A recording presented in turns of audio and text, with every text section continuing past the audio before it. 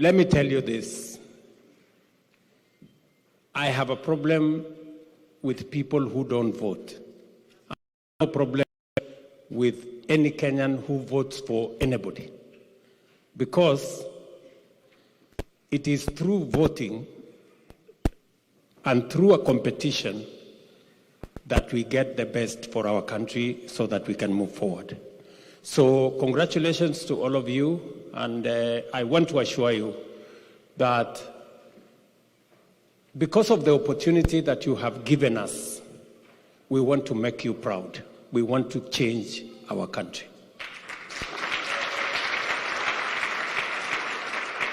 The one thing I will tell you is that it's not going to be business as usual. It's going to be different. Are we together? Yes. Because, you know, for a very long time in Kenya,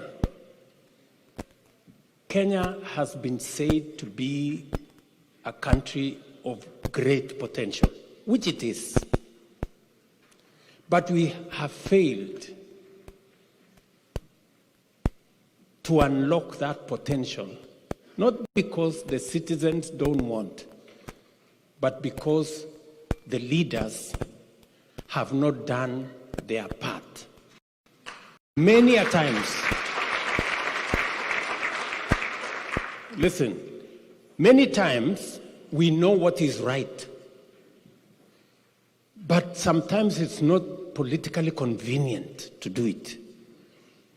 So we escape doing what is right and going for what is politically right. I want to tell you, I am going to do what is right.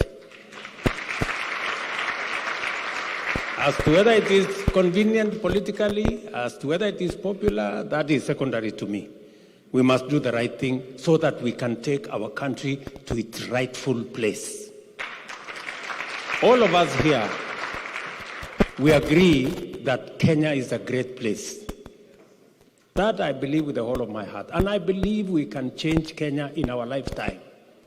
While we are here, all of us, Kenya can be that country that everybody wants to call home.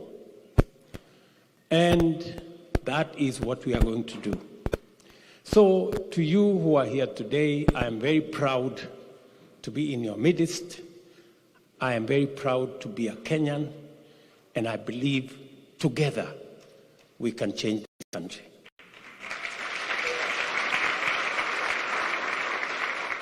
And so, I know there are so many things that I would have wanted to say, but I will reduce it to 3 things.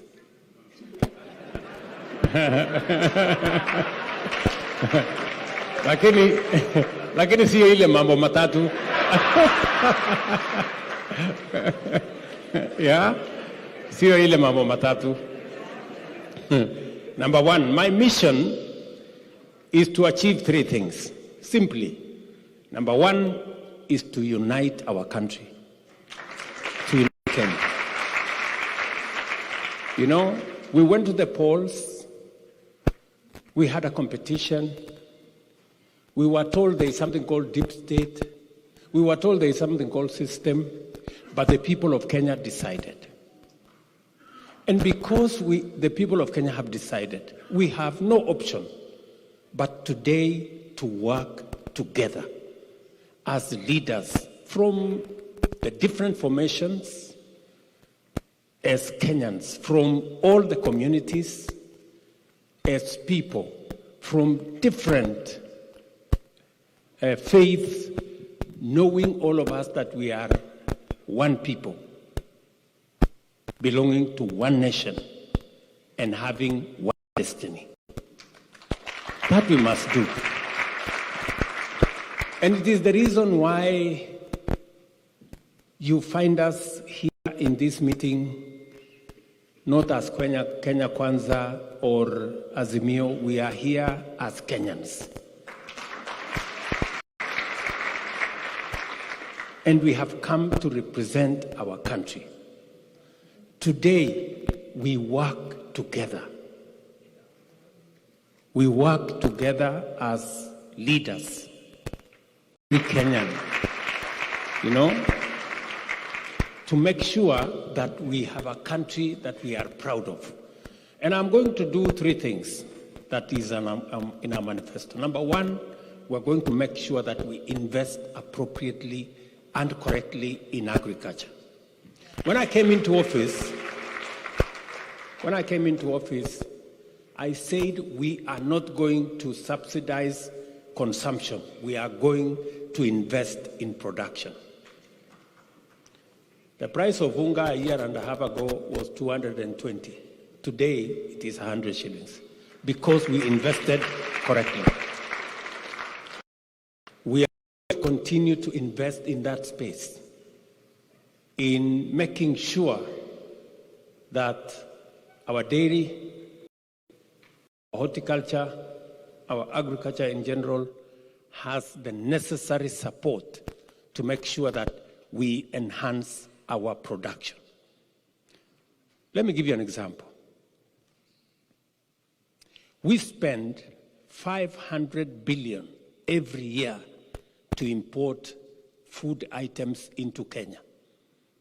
We import maize, wheat, edible oil, rice, and all manner of things. And I have made the decision that we are going to invest in production. By next year, we will not be importing a grain of maize.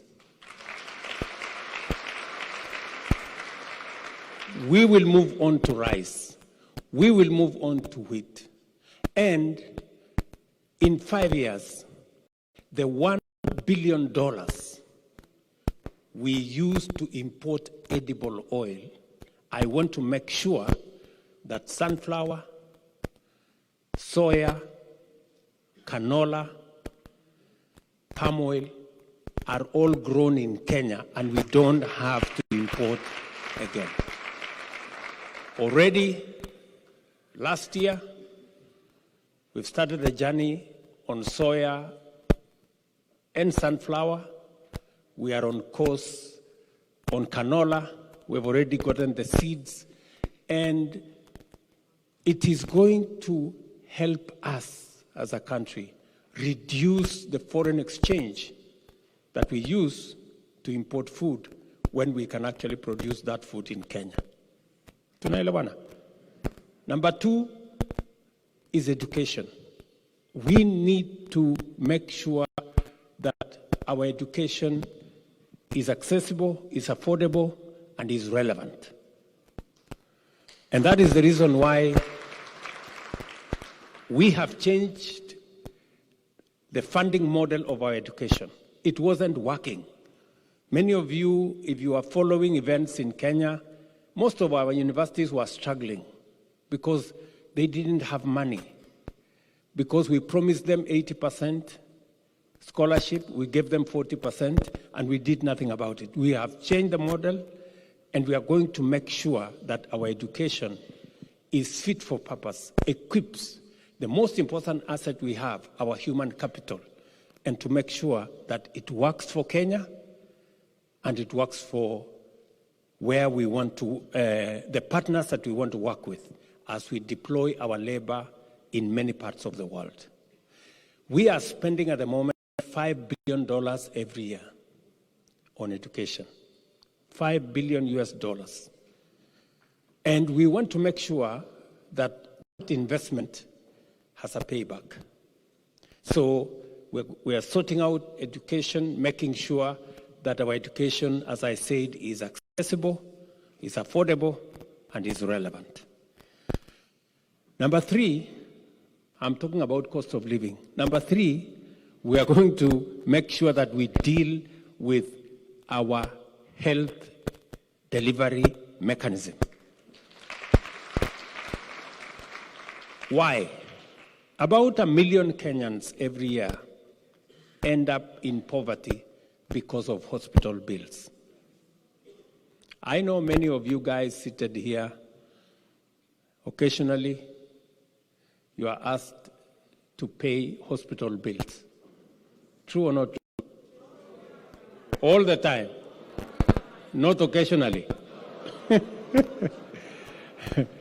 I want to help you sort out that space. And what